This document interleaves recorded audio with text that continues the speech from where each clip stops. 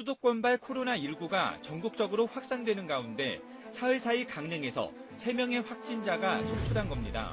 올 1분기 강원 지역 각종 경제 지수가 코로나19 여파로 급격한 하향세를 보였습니다.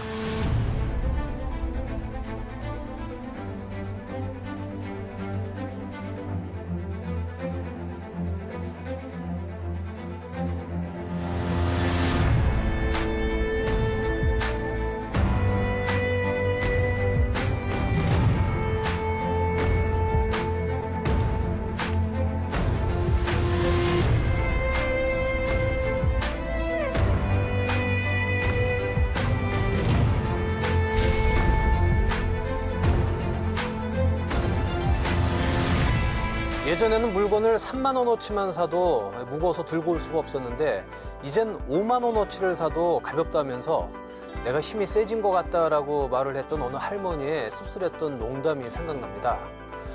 추석을 앞둔 요즘의 지역 민생 경제는 우리가 처한 현실을 그대로 반영하고 있는데요. 언제쯤이면 우리 이웃의 입가에 미소가 돌아올까요? 오늘 이슈토크 뜨거운 감자에서 자세한 얘기 들어보죠. 먼저 오늘 함께 출연할 분들 소개해드리겠습니다. 지역 시사평론가로 활동하고 계신 이재복 평론가 나오셨습니다. 안녕하세요.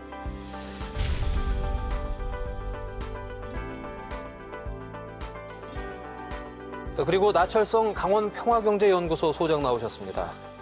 반갑습니다.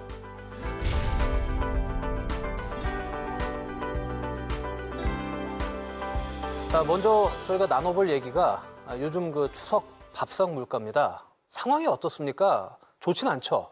그렇죠.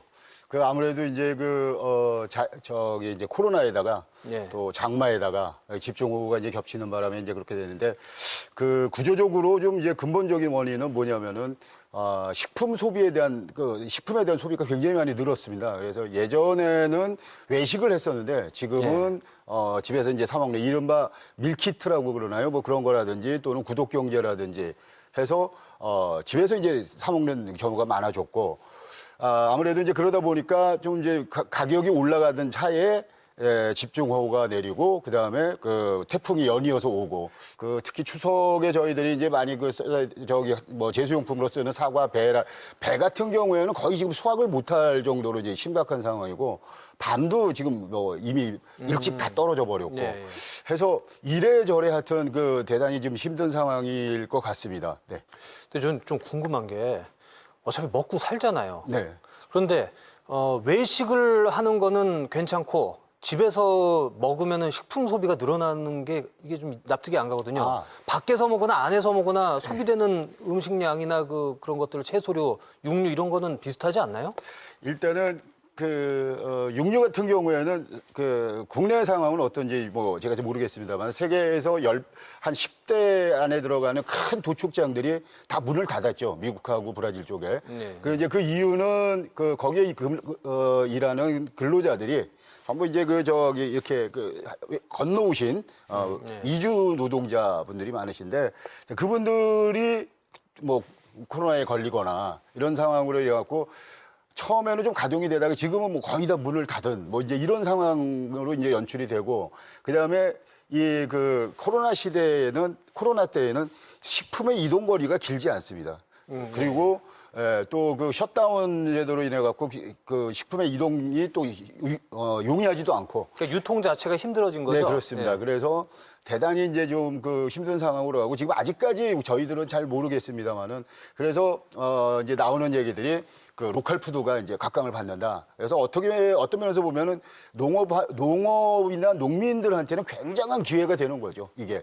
그런데 이걸 어떻게 팔 거냐, 부가가치를 어떻게 줄 거냐에 대해서는 사실은 이게 이제 농민들 입장에서는 이게 협의가 좀 곤란한 좀 어려운 점이 있고 그래서 사실은 관에서 좀 이런 것들을 좀 이렇게 좀 계획을 가지고 좀 해야 되는데 아직까지는 좀 그런 게 없는 것 같습니다. 네. 소장님 생각은 어떠세요? 전반적인 물가가 특히 앞서 말씀하셨지만 왜 내 지갑만 가벼워지느냐라고 네. 하는 게 문제이지 않겠습니까? 근데 실질적으로 보면 8월 달 통계청에서 발표한 소비자 물가를 보면 거의 0%대입니다. 0.7 정도밖에 되지가 않으니까. 그럼 많이 안 올랐다는 뜻인가요? 그렇죠. 네. 전체적인 물가 지수를 보면 0.7인데 그 이유 중에 하나는 세계 지금 유가가 가장 낮은 네. 마이너스 유가까지 내려가지 않았습니까? 네. 그러다 보니까 공산품 지수는 거의 오르지 않았다라고 보면 맞을 것 같습니다. 그렇지 않습니까? 옷값이랄지 신발값이랄지 자동차 가격 같은 경우는 오히려 싸졌으니까. 그런데 왜 우리 주머니만 이렇게 얇아지느냐, 지갑만 얇아지느냐라고 하는 것들은 현재 반영하고 있는 물가 지수가 두 가지가 있는데요. 하나는 네네. 그 소비자 물가 지수하고 체감 물가 지수가 있습니다. 네. 체감 물가 지수는 우리가 일반적으로 말할 때 장바구니 네. 물가라고 이 얘기를 하고 있죠. 장바구니 물가 같은 경우를 일반적으로 이 얘기할 때 국가에서는 소비자 물가를 기준으로 하기 때문에 0.7%라고 이 얘기를 하고 0%라고 하니까 정부에서는 이게 오히려 디플레이션인데 왜 네. 우리 서민들은 인플레이션 느끼느냐 이런 괴리가 생기는데요.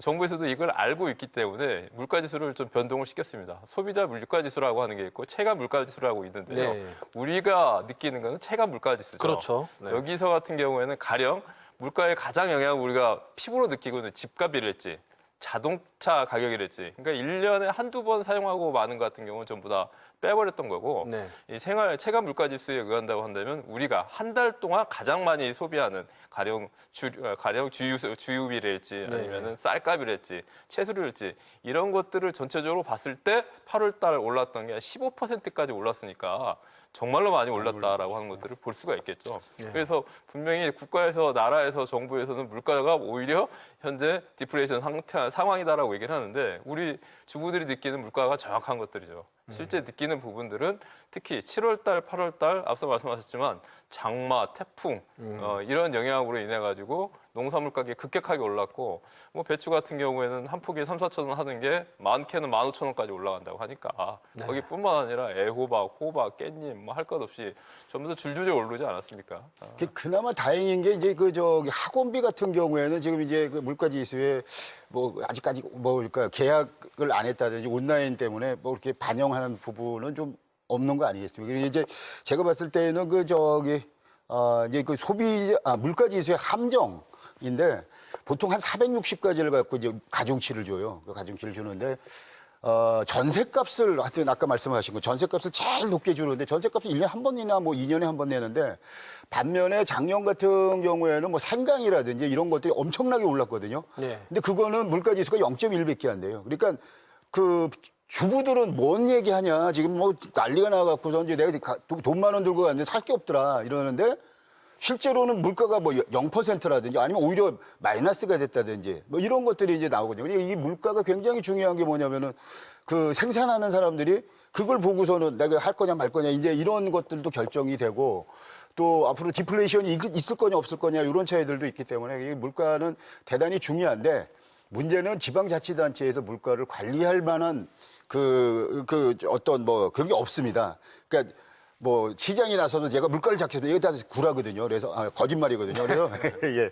그래서 그런 부분에서는 그렇지만은 물가를 관리할 수는 있어요. 그러니까 뭐냐면 모자르면 어디 가서 빨리 갖고 온다든지 우리 그 뭐 계란파동이라든지 이런 거 봤을 때는 그래서 이 물가가 앞으로도 어떻게 될지는 좀 지켜봐야 되겠습니다만은 현재로 봤을 때는 굉장히 불확실성이 커서 예, 어떻게 변동이 될지는 잘 모르겠습니다. 두 가지가 좀 교차하는 것 같습니다. 말씀하셨던 것처럼 특히 이 물가가 급변하게 아까 말씀하셨던 장바구니 물가, 우리 체감 물가가 높아졌던 것들은 6월 달, 7월 달, 8월 중순까지 급격하게 올라갔던 거거든요.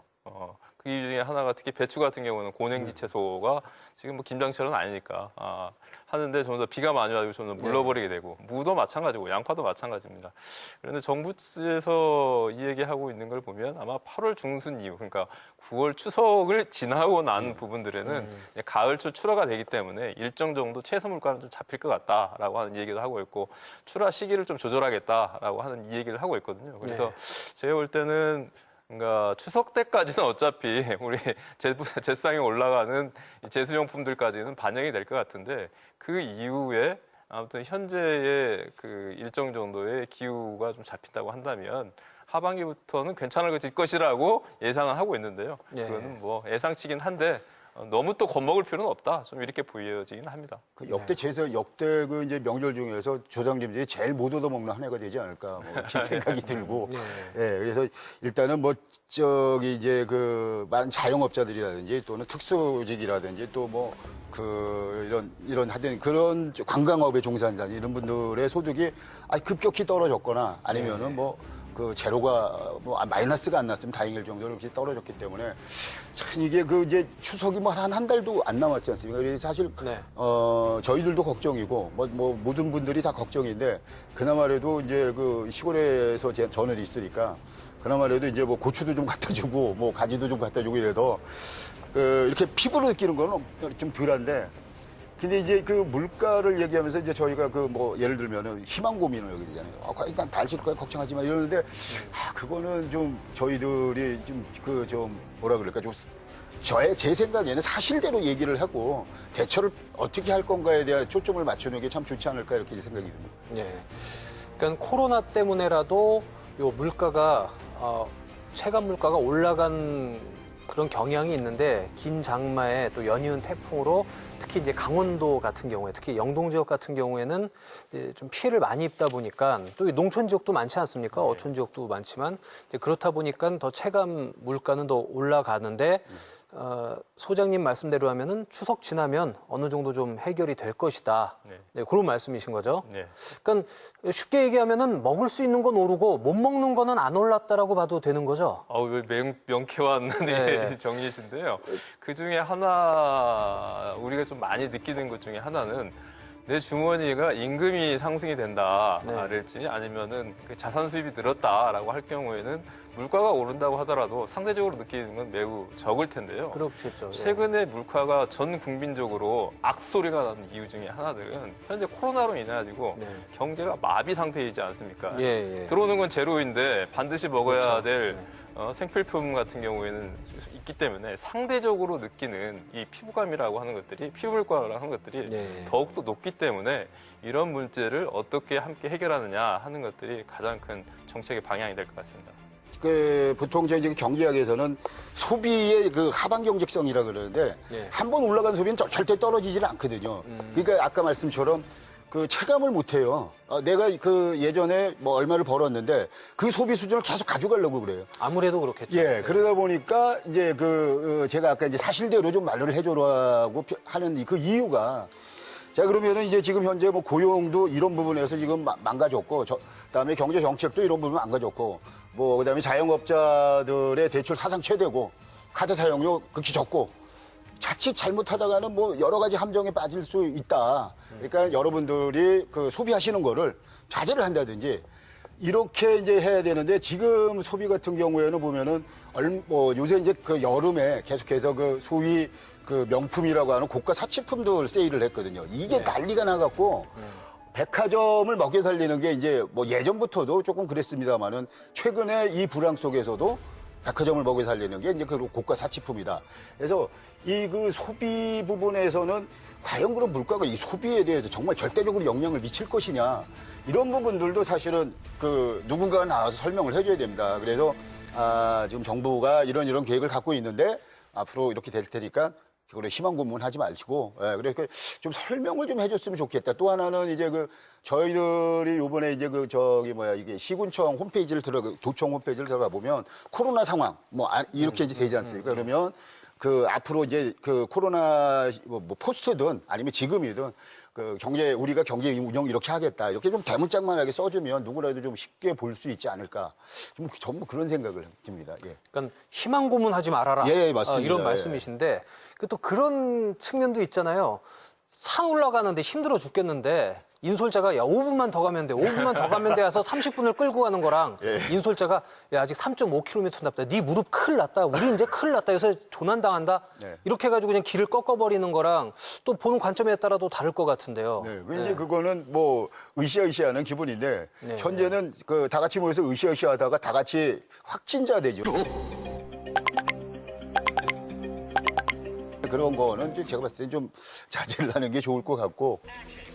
아까 평론가님께서 그런 말씀하셨어요. 어쨌든 정부나 지자체에서 물가를 관리할 수 있다. 예. 그러니까 부족한 거는 뭐 비축분을 풀기도 하고 우리나라에서 부족한 거는 외국에서 또 가져올 수도 있고. 근데 어떻게 보면 우리의 최대 교역국이라고 할 수 있는 곳이 또 가까운 중국 아니겠습니까? 근데 중국도 이번에 보면은 코로나로 큰 피해를 당했고 또 거기도 수해로 굉장히 많은 피해를 당했는데 그렇다면 거기서 우리가 그냥 들여올 수가 있을까요? 손쉽게? 없습니다. 예. 어, 대단히 힘듭니다. 아, 그냥 힘들어요? 예, 예, 예. 또 제가 알기로는 우리의 식량 지급률이 예, 20%, 자금률. 예, 예. 자금률 예, 20% 24% 정도로 예. 알고 있는데 이게 좀 고민일 것 같은데 그 부분을 또 어떻게 생각하시는지. 예. 그 중국 같은 경우는 이번에 큰 홍수가 나지 네. 않았습니까? 예, 예. 역대 최고의 비가 내려가지고 산사댐이 세계에서 가장 큰 규모의 댐이 뭐 붕괴 위기까지 직전했다라고 하는 네네. 방송들이 나오고 있었는데요. 아무튼 중국 같은 경우도 물가가 심각한 것 같습니다. 지금 돼지고기 물가가 역대 최고로 올라갔다고 하니까 네네네. 중국 사람들의 돼지고기 사랑은 뭐 절대적이지 않습니까? 네, 그러다 보니까 우리나라 같은 경우에도 대부분 그 채소 가격 같은 경우에는 이 농산물 가격들의 일부 같은 경우에는 이제 중국에서 직수입을 하기 때문에 이런 분야에 분명히 영향이 좀 있을 것 같은데요. 근데 중국이라는 나라 땅덩어리가 워낙 크기 때문에 네. 이번 홍수로서 영향을 받은 주요 지역 같은 경우에는 보자 본다면 중국의 주로 이 서쪽에 좀 편향되어 있는 부분들이 있고 예, 예. 또 보면은 이 큰 강, 양자강과 황하강 유역에 좀 부분들이 있는데 실질적으로 중국에 있어서의 또 곡창지대이고 한 이 북쪽 지역 같은 경우에는 좀 상황이 좀 다르다고 그래요. 네. 그래서 특히 농산물 가격에서 좀 예민한 부분들은 가축 사료에 대한 부분들 아닙니까? 이러한 부분들인데 이러한 게 우리 물가에 이제 직접적으로 어느 정도 영향을 미칠 것인가라고 하는 부분들은 아직까지 뭐 크게 체크된 부분들은 아닌 것 같고요. 이제 그러함에도 불구하고 중국에서 주되게 우리가 수입하고 있는 주로 고기류 이런 부분들 같은 경우에는 상당한 영향은 있을 것 같은데 좀 더 중국의 상황들을 좀 더 체킹을 좀 해봐야 될 것 같습니다. 네. 그러니까 제가 이제 궁금했던 건 우리의 체감 물가가 올라간 것을 이제 교역을 통해서 예. 잡을 수 있느냐 없느냐인데 그 부분에 대해서는 잡을 수 있다 없다? 저는 어떻게- 없습니다. 없고 예, 예. 어떻게 생각하세요? 현재 상황으로는 그렇습니다. 관망인가요? 관망? 저는 별 영향을 끼칠 것 같지는 않습니다. 아, 그렇게 보세요? 예, 예. 알겠습니다. 자, 다음 얘기를 좀 해보도록 하죠. 사실 강원 영동 지역은 뭐 마땅한 제조업보다는 대표 산업이 관광업 아니겠습니까? 네. 근데 코로나19로 꽤 피해를 입었죠? 어느 정도인가요? 관광업 보면은 그 절대적이죠. 그저께 그 속초 관계자분하고 얘기를 나눌 기회가 있었는데 네.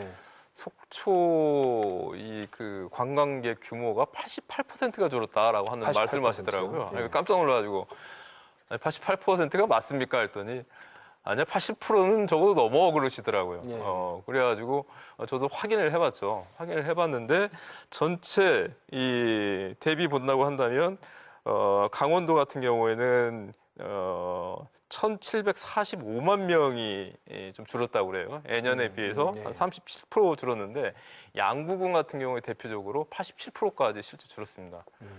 강릉 같은 경우에도 한 60%가량 전년도 대비 예, 예. 줄었으니까 기록적인 감소세라고 할 수가 있겠죠. 뿐만 아니라 강원도의 전 지역이 전부 다 이 6월 달 같은 경우에 차라리 좀 나아졌었습니다. 거의 6월 달 같은 경우에는 코로나가 일진적으로 풀리면서 청정 지역이라고 하는 이미지 때문에 80%까지 다시 올라갔다라고 하는 그런 통계치도 있었는데요. 그게 이제 7월 달, 8월 달 장마, 그다음에 뭐 폭염, 태풍 거기다 이제 코로나 2차 걸기까지 이제 창궐까지 네, 이렇게 네. 되게 되면서 정말로 직격탄을 좀 맞았다라고 하는 것들이 좀 확인이 되고 있는 것 같습니다. 그러다 네. 보니까 당연하게 관광업에서 번 소득을 가지고 상품을 소비하고 자영업이나 가장 비중을 많이 차지하고 있는 요식업이나 숙박업 이런 것들에 돈이 돌지 않습니까? 이런 거 같은 경우에도 전반적으로 하락하는 국면에 좀 돌입했다 이렇게 보는 게 맞을 것 같습니다. 네. 네, 동의하시나요? 7월 달까지 만약에 이제 코로나가 계속 지속됐을 경우에 한국이 관광 분야에서 잃어버리는 돈이 한 3조 7천억 정도 된다 그랬거든요. 예. 그리고 올 초에 이제 그 정확하게는 뭐 1월인지 2월인지는 제가 좀 기억이 안 납니다만은 한국으로 들어온 입국자 수가 1,230만 명 정도 돼요. 그러면은 1,230만 명이면은 그 여름 한철에 강릉에 오시는 그 분보다도 훨씬 더 적은 숫자가 비행기를 타고 오셨거든요. 자, 그러니까 그 얼마 전에 뭐 이스타나 항공에 650명 잘라냈는데 자, 이런 식으로 관광 분야에 대해서 그 어느 날 갑자기 그냥 막 그러니까 뭐라 그럴까요? 바이러스한테 뒤통수를 맞았다 그럴까요? 하여튼 그런 지금 상황들이 연출이 되다가 보니까 제가 요즘 계속 이제 저희들이 이제 하는 얘기입니다만 이 관광업을 우리 그 강릉의 중심 삼으로 봐야 돼 말아야 돼 이제 이런 부분들이 있는데 그래서 비대면 시대에 자 관광에 대해서는 자 손해가 났는데 그럼 어떡할래? 이런 부분들에 대해서 이제 사실은 문제가 이제 좀 저희들 고민을 해봐야 되는데 관광 같은 경우에는 정말 트렌드가 뭐 굉장히 많이 변하는데 자 그러면은 우리 거점 도시 하자마자 이제 지금 이런 사태가 터졌거든요. 그렇죠. 예, 그러면은 거점 도시를 했을 때 만약에 지금 이제 진행을 하는데 이 코로나가 만약에 계속 간다 그러면 내년까지 계속 간다 그러면 그럼 이제 다들 이제 굶어 죽어야 되거든요. 그래서 그런 면에서는 야 이게 그 2차 지원금 재난지원금도 물론 좋겠지만 사실은 이 기회에 여기 뭐 우리가 위기를 기회라 그러는데 이 기회에 그 아예 지역의 산업 구조를 한번 바꿔보자. 좀 이런 획기적인 아주 혁명적인 좀 생각을 좀 할 필요가 있지 않겠느냐. 저는 이제 그렇게 생각을 해요. 그리고 그 자영업자 같은 경우에도 강원도가 전국에서 고령자 자영업자가 제일 높아요. 근데 고령자 자영업자 70대 이상이 제일 높은데 그 중에서도 또 뭐냐면은 자영업인데 영세 사업자가 제일 많아요. 강원도의 커다랗게 산업구조라고 한다면 세 가지를 볼 수가 있거든요. 가장 많이 GRDP에서 차지하는 게 70% 되는데요. 관광 서비스업, 예. 서비스 공공행정까지 포함하면 70%까지 됩니다. 기형적인 거거든요. 2005년 대비해서 한 10%가 늘어났으니까 거기에 비해서 제조업은 급격하게 줄어들었습니다. 아무튼 두 번째가 제조업이고요. 세 번째가 광물업이 좀 될 것 같은데요. 이 세 개 다 현재 매우 어려운 상황이다라고 하는 겁니다. 제조업 같은 경우에는 강원도 같은 경우에는 주력이 되는 게 주로 자동차, 원주에 있는 이 첨단기기, 의료기기 부분인데요. 50%까지 이 생산량이 상반기 줄었다고 하니까 그 범위가 어느 정도나 큰지 확인할 수가 있을 것 같고요. 건설업 같은 경우가 좀 문제입니다. 건설업 같은 경우에는 정부의 모든 돈들이 상반기에 이게 풀릴 줄 알고 전부 다 상반기에 다 풀어봤거든요.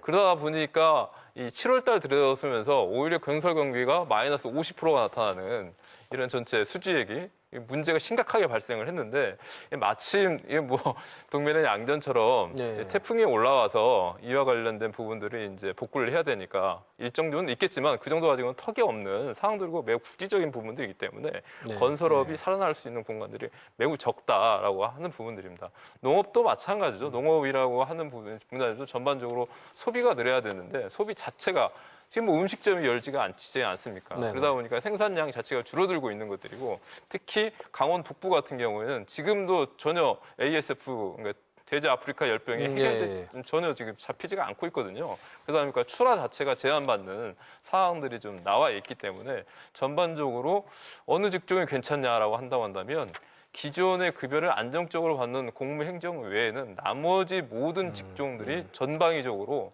타격을 좀 입고 있다라고 하는 것들이 직시해야 될 것 같습니다. 가장 진짜로 지금 이제 심각한 게 사실은 자영업과 이제 이제 관광 부분인데 저들이 이렇게 걱정을 해도 뭐 저희 동네에 이제 그 뭐 화장품 파시는 분들이나 뭐 조그맣게 이렇게 하시는 분들은 뭐 그런 나름대로 잘 해요.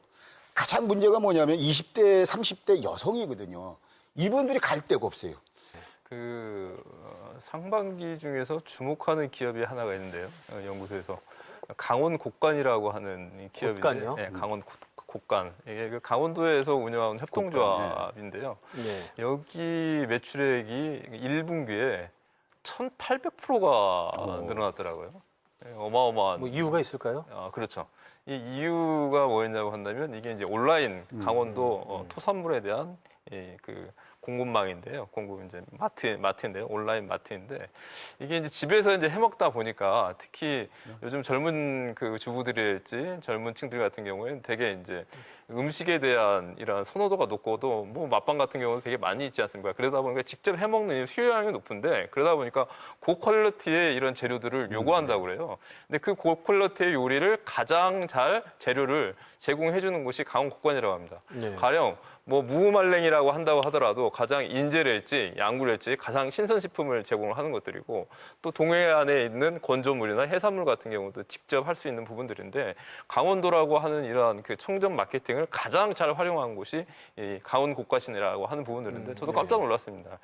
이러한 기업들이 이제 있는 부분들이기 때문에 각 지자체별로 이제 뭐 언택트 산업이라고 하는데 너무 거창하게 생각하지 말고 우리 지역에 있는 특징에 있어서의 농수산물들을 현재 수요와 시장들이 엄청나게 늘어나고 있는 거거든요. 한편으로는 이런 시장하고 어떻게 연결을 시켜낼 것인가라고 하는 것들이 행정과 생산자 조합들 간에 생산자 집단들 간에 연계를 시켜주는 연계망이 제대로 되지 않다 보니까 이게 좀 이 병목 현상이 나타나지 않는가라고 하는 부분들이고 특히 그 강원도의 이제 강한 기업 중에 하나가 이 데이터 산업과 관련돼서 춘천 같은 경우에는 얼마 전에 문재인 대통령이 오시기도 했었는데 더존 비디온이라고 하는 회사가 있는데 이 회사 같은 경우는 정부에서 추진하고 있는 정책의 두 가지 방향이지 않습니까? 현재 녹색 그린 성장을 중심으로 해가지고 데이터 중심에 있어서의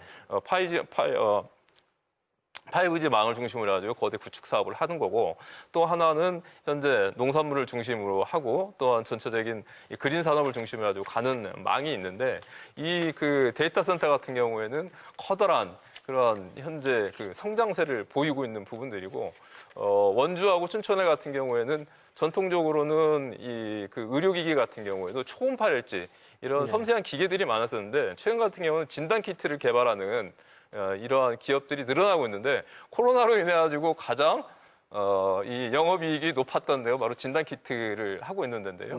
원주하고 춘천은 유망 기업들이 많습니다. 근데 의료기기 산업의 특징이라고 하는 게 뭐냐고 한다면 상당히 고용 인력이 많다라고 하는 거거든요. 반도체나 일부 첨단 산업과 다르게. 그렇기 때문에 강원도 같은 경우에는 현재에 있어서의 성장하고 있는 기업들이 어떠한 기업들인가를 잘 보면서 이게 지역에 있어서의 산학 그러니까 연구기관하고 또 아까 말씀하셨던 이 주로 젊은 층들이 다 취업할 수 있는 루트하고 통로이거든요. 고급 인력부터 단순 인력까지. 그렇기 때문에 이러한 분야들을 잘 발전시켜낼 수 있도록 전망과 방향들을 열어주는 것들이 가장 중요할 것이다라고 하는 것들을 보이는데 지금 너무 어두운 얘기만 하다 보니까 방향과 설정이 지금 없는 것처럼 보이긴 하지만 실제 대안이 있다고 보시는 그렇죠. 건가요? 이 그 알갱이 같은 매우 소중한 보석들이 올라오고 있는 부분도 있어서 이런 것들을 어떻게 확장시키고 넓혀야 할 것들인가라고 하는 것들도 들여다볼 필요가 있다. 좀 말씀드리고 싶습니다. 네. 이 부분에 대해서는 뭐 네, 동의하고요. 네, 동의하는데 그 언노멀이라는 거는 기존까지 지금 왔던 가치관 다 없는 걸로 하는 거거든요. 그런데 언노멀의 뉴노멀을 이제 실천을 하면은 되는데 그게 뭐냐? 이제 그런 부분에서 아까 그 강원국관 말씀하신 거 굉장히 고무적인 일이고 그 강원국관을 좀 더 이제 조직적으로 좀 이렇게 그 할 수 있는 방안을 좀 연구를 해야 좋은데 강릉도 뭐 주문진몰이라든지 강릉몰이라든지 있는데 그 이용을 잘 안 하는 게 도대체 왜 그럴까? 이런 것들도 좀 한번 보실 필요가 있는데 저희 소장님은 왜 이용을 안 해요? 쇼핑몰에서도 그런 뭐 브랜드 현상이 있는 건가요? 저한테 물어보셨으니까 네. 여러분들지만 저는 그렇게 있는지 잘 몰랐습니다. 가장 지역 농산물이 가지고 있는 우리의 그 상품들이 가지고 있는 게 두 가지가 있다. 하나는 마케팅하고 홍보인 것 같아요. 그러니까 뭐냐면 레인밸류가 갖춰지게 되면 자연스럽게 이러한 것들이 꼬리에 꼬리 물면서 확장성이 있는데 아무리 좋은 것이 있다고 하더라도 아무리 신선식품이 있다 하더라도 우리가 모르는 거거든요. 이번 코로나 시기였지만은 홍천에 있었던 옥수수 축제 드라이브 스루로 해가지고 전부 다 제공하지 않습니까? 또 상반기에 있었던 그 강원도하고 강원 북부 지역에서 양구나 인제에서 했던 나무 수축들 이거 전부 다 완판됐습니다. 내놓자마자 끝냈던 거거든요. 이게 뭐냐면 이미 나름대로의 일정 정도의 축적물이 되다 보니까 여기에 이제 가격 경쟁력까지 포함하다 보니까 이게 이제 상당히 성공을 이루었었는데 좀 아쉬운 부분들 같은 경우 고성에서 저희 이제 지인이 관광물을 하시는데 이 포털에 광고를 하는 거라고 그래요. 얼마를 수수료를 떼냐 했더니 무려 20%를 뗀다고 예. 하더라고요. 이하를 떼는 거거든요. 이게 어마어마하게 많은 겁니다. 강원도가 아무리 좋고 이 캠핑장에 천국이고 별빛이 내린다고 하더라도 거기가 어디가 모르는 상황에서 새로운 창업을 한다고 하더라도 이게 실질적으로는 영업이익으로 나오지 않는 상황들이기 때문에 이러한 분야에 있어서 각별하게 정말로 선거운동 하듯이 한 달, 일주일 동안은 포털에 메인에 정말로 강원도와 아니면 지역의 특산물들을 적극적으로 집중 홍보 기간을 갖는다든지 이러한 방식이 좀 필요하지 않을까. 계속적으로 여기에만 이렇게 크게 터미널만 붙여놓고 홍보 효과를 노리는 그런 구시대적 방법보다도 새로운 시대에 맞는 마케팅들이 좀 필요할 것 같습니다. 이렇게 저기 강원도나 강릉시에서 좀 지원해주면 안 될까요? 지원해주긴 해주는 있는데 피부에 안 와닿는 것 같아요. 그리고 저는 이제 그런 측면에서 이제 몰 개념이나 또는 이제 이게 언택트 시대의 그런 거에서 전 최근에 아주 공무원들한테 너무너무 감사드린 적이 딱 한 번 있어요. 그 뭐냐면은 산림청에서 K-포레스트, K-숲 운동을 하겠다. 지금까지 강원도 이러면 강원도 이름 감자가 아니라 산이거든요. 그 산을 어떻게 할 건가에 대해서 정말 정확하게 세세하게 로드맵을 제시한 게 요번에 이제 7월 22일 날 산림청에 발표한 산을 일상으로 끌어들이자. 그다음에 디지털화 하겠다 이런 건데 자, 이렇게 나왔으면은 저는 강원도에서 쌍수 들고 환영하고 전부 정말 좋아할 줄 알았어요. 근데 제 1번 타자로 나간 게 어냐면 전남 한평군이에요. 한평군이 31일 날 우리가 산림 거점 도시 하겠다. 아니 거기 지리산 저 끝자락인데 여기서 시작해갖고 내려가는데 왜 거기서 그걸 하는 거지? 그런 측면에서는 좀 이제 우리 강원도가 좀 트렌드를 좀 읽지 못하는 거 아니냐. 그래서 사실 좀 이제 손해 보는 경우도 있지 않을까 이런 면도 좀 이제 생각이 들고요. 아니, 공무원들한테 감사한 일이 있다고 하시는데. 그건 산림청. 그건 산림청 공무원들한테 산림청인데, 감사하고 예. 강원도 공무원들한테는 안타까움과 좀 야속함이 있는 건가요? 트렌드를 좀 읽어야 되는데 그런 게 없어요. 네, 알겠습니다. 아까 이재복 평론가께서도 말씀하셨던 게 우리 지역의 관광 쪽, 서비스업 쪽에 있는 분들이 대부분 연세가 있으시고 또 영세하다라고 말씀을 하셨어요. 그런데 이런 강원 곡간이나 이런 걸 하려면 사실 교육을 받아야 되잖아요. 안 해봤던 걸 해야 되는데 이건 좀 선입견일 수도 있지만 연령별로 봤을 때 좀 젊은 층과 좀 고령 이렇게 두 그룹으로 나누면 받아들이고 현실에 접목시키고 활용하는 면에서는 좀 고령인 분들이 아무래도 좀 힘들지 않나. 힘들죠. 예, 그런 것 때문에. 가령 주문진에 오징어가 들어왔다라고 할 경우에는 그 오징어를 건조하시는 가정에 전화를 해서 택배로 얼마만큼 보내달라 이러한 역할을 하면 되는 거거든요. 그렇기 때문에 생산자하고 이 온라인 마켓망을 연결시켜주는 이러한 인력을 이런 인력들에 대한 적극적인 지원과 발굴을 한다고 한다면 생산자 조합과 거대 온라인 유통망, 특히 지역 유통망을 연결시켜주는 이런 사례들이 나오고 있기 때문에 좀 더 거기에 좀 신경 쓰는 부분들이 필요할 것 같습니다. 그러니까 결국에 이 코로나19로 인한 위기에서 강원도가 벗어나는 대안 중에 하나로 제시하셨던 게 강원 곡간이고 그런 유사한 것들이 이 강원도의 장점을 살려서 다시 한번 강원도의 지역 경제를 부흥시키기 위해서는 구심점이 돼줘야 될 그런 인력들이 필요하다. 이렇게 좀 정리를 해도 될까요? 작년에도 분명히 강원도에 여러 가지 일들이 있었거든요. 근데 강원 남부 지역이 정말로 큰 현재 폭탄이라 할까요? 뇌관이 좀 잠재되어 있습니다. 어떤? 강원 남부를 먹여 살리는 부분들은 예전 같은 게 탄광이지 않습니까? 예, 그렇죠. 그 이후에 1995년도 이후에 폐특법을 해가지고 강원랜드가 생겼는데요. 올해 거의 영업일수가 제로라고 보면 될 것 같습니다. 인근의 산간은 말할 필요도 없고요.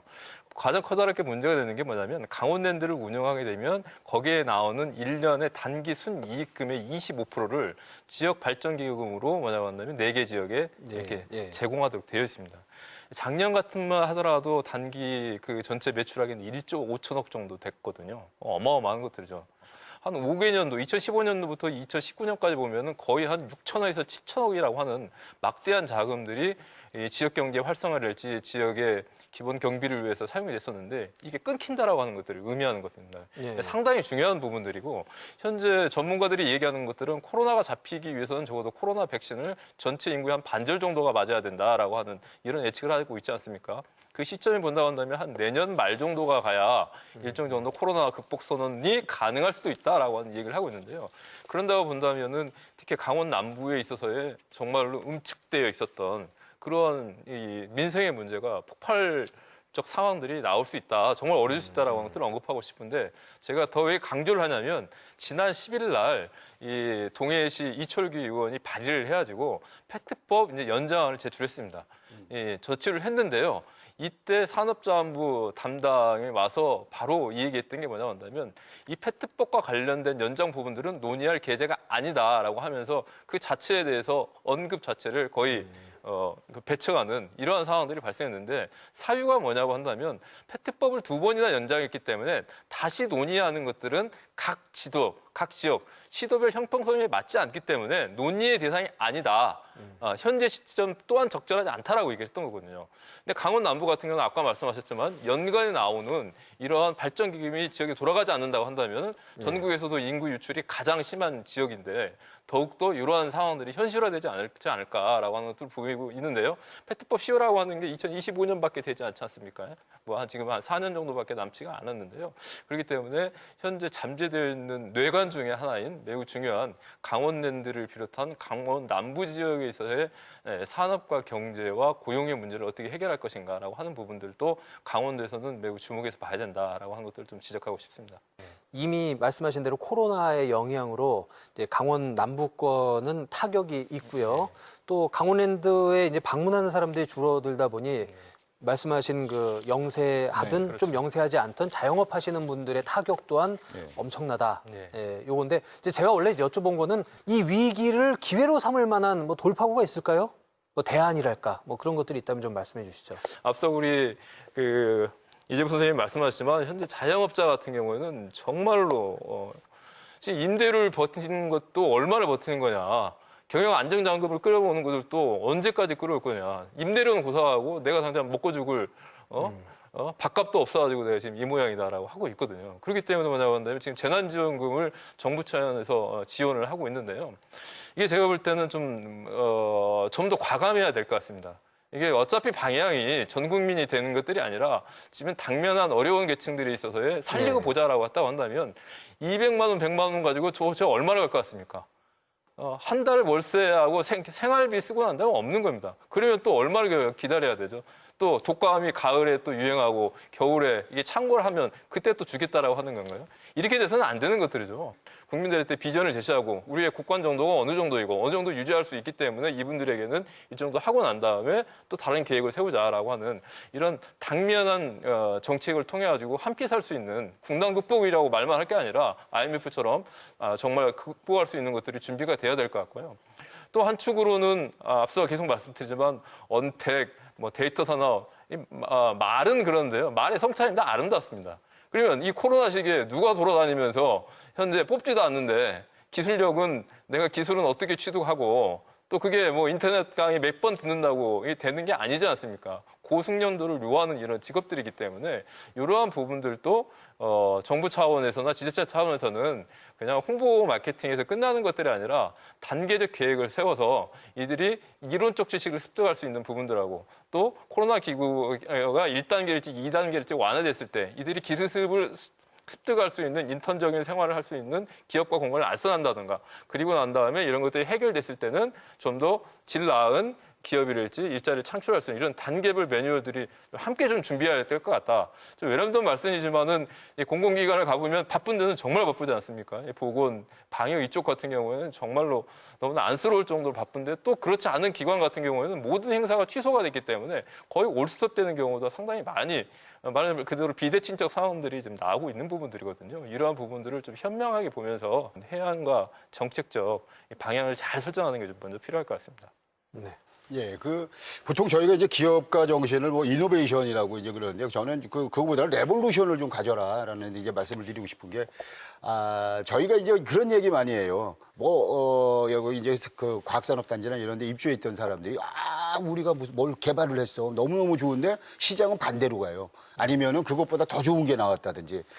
그러면 이 사람은 평생 내가 지금 했던 기술 그거 하나 있거든요. 나는 정말 밀링밖에 못해요. 근데 이거를 하는 거 지금 이제 다 사양산업이 돼버렸어. 이 사람은 그러면 어디 갈 데가 없잖아요. 그래서 그런 부분들에 대해서 좀 돌아오지 않는 강을 건넌 곳이 이제 저는 코로나 시대라고 봐요. 그래서 코로나 시대가 일상을 완전히 이제는 옛날 거를 잊어버리게끔 만드는 이런 이제 시대이기 때문에 자 그러면은 이런 시대에는 뭘 해야 될까라는 이제 그런 측면이 나오는데 정말로 학생들이 잘할 수 있는 부분들 중에서 저희가 온라인 교육 뭐 에듀테크 이렇게 얘기를 하는데 정말로 틈새 시장이 하나가 있습니다. 평생 교육 부분. 그러니까 저희들도 지금 이제 뭐 학습하는 도시, 뭐 책 읽기 뭐 이렇게 되잖아요. 그거를 온라인으로 옮기라는 거죠. 그건 아무도 시도를 안 했습니다. 근데 점점 이제 그 평균 수명이 길어지고 고령화가 되면 사실은 서울에 있는 친구들은 저를 굉장히 부러워해요. 뭐 여기서 이제 그 여유 있게 요리해 먹고 뭐 책 읽고 그리고 그러고 산다고 이제 하는데 그 맞아요. 그거를 보여주자는 거지. 예, 그러니까 그런 점들이 사실은 어떤 온라인에서의 가장 기본적인 패턴이 이제 될 거고 또 하나는 아까 이제 그 쇼핑몰 말씀드렸지 않습니까? 그 쇼핑몰을 하는데 뭐 아시는 분은 다 아시겠습니다만 유튜브를 통해 가지고 그 배를 타고 고기 잡으러 갈 때 그걸 다 생중계를 해요. 그다음에 고기 잡아서 한국 들어오기 전에 다 팔려요. 저희가 그럼 거점 도시라면 뭘 할 거냐? 저는 생각이 이 거점 도시 다음에는 치유 관광으로 가야 된다고 보거든요. 여러 군데에서 치유 관광을 해요. 하는데 결정적인 게 뭐냐면 치유 관광에 반드시 수반돼야 되는 게 트라우마를 극복할 수 있는 외상을 극복할 수 있는 어떤 센터가 있어야 되는데 그럼 병원만이 할 수 있거든요. 그럼 강원도 같은 경우에는 영동 지역에 뭐 아산병원도 있고 그다음에 춘천에는 강원대도 있고 또 한림대도 있고 이런 부분들에서 거점별로 해갖고 그 치유 관광을 하는데 제가 찾아보니까 치유관광에 보통 한 5개의 카테고리가 있어요. 그 중에 한 31가지에 이게 있어요. 뭐 예를 들면은 뭐 아로마 뭐 요법이라든지 명상이라든지 뭐 음악 요법이라든지 많이 푸드 테라피라든지 우리 강원도에 맞는 강원도형을 하나 몇 개 정도 찾아내갖고 치유관광의 지금 시장이 12조 원까지 이제 커가고 있거든요. 그래서 거기에는 뭐 운동도 들어가고 별게 다 들어갑니다. 뭐 코어 운동도 들어갈 수 있고 그래서 근데 공통이 뭐냐면은 스트레스를 풀어주는 일이거든요. 그 스트레스를 풀어내는 일은 뭐 강원도만큼 저희가 봤을 때는 뭐 좋은 데가 없다고 저는 생각을 해요. 그래서 그런 측면에서 사실은 이런 어떤 뭐 진로 교육이라든지 또는 뭐 산업 구조 같은 경우에도 바꿀 수 있으면 좀 과감하게 바꿨으면 하는 것이 제 바람인데. 네, 저는 예. 하나 강조하고 싶은 게 뭐냐면 현재 정부 정책도 그렇고 지역도 그렇고 현재 가장 중요한 게 두 축입니다. 하나는 방역을 잡아야 되는 거고 하나는 경제를 잡아야 되는 겁니다. 근데 8월 달에는 뭐냐면 이 두 가지를 실패한 겁니다. 결국적으로. 예, 특히 인구 이동이 가장 많았던 8월 달에 뭐냐면 7월 24일 날 중요한 실기를 했던 게 있는 거죠. 이제 소규모 모임을 이제 허용을 하게 되면서 한편으로는 결정적인 문제가 발생했는데 그러다 보니까 방역이 박살나다 보니까 8월, 9월 가장 약한 고려인 강원도 같은 경우에는 관광을 중심해가지고 완전히 더 어려워지지 않았습니까? 다시 하반기에서도 그러면 방역과 경제를 어떻게 잡을 것인가라고 하는 것들인데 그러면 중요한 건 우리가 뭐냐고 한다면 얘기해야 될 것들은 우린 지역이니까 지역의 이것들에 대해서 그러면 평가를 해보자라고 하는 것들이죠. 매우 중요하고도 매우 신중한 문제거든요. 그런데 강릉에서 이 8월 달에 이 확진자들이 생기고 난 다음에 바로 이게 이제 그 단계를 2.5단계로 이제 발동을 하지 않았습니까? 문제는 이런 것들이 저는 할 수 있다라고 또 봅니다. 그렇다고 한다면 이러한 것들하고 연관돼가지고 생업을 종사하는 자영업자들일지, PC방 주일지, 노래방 주인들일지, 학원 점주들일지, 카페 주인들일지 이들의 그 기간 동안 생계를 어떻게 유지할 것인가라고 하는 대책이 패키지로 함께 제공이 돼야 되는 거거든요. 근데 지금 같은 경우에는 딸랑 문자 한 번 와가지고 2.5단계를 격상하고 난 다음에 아무런 대책도 없는 거거든요.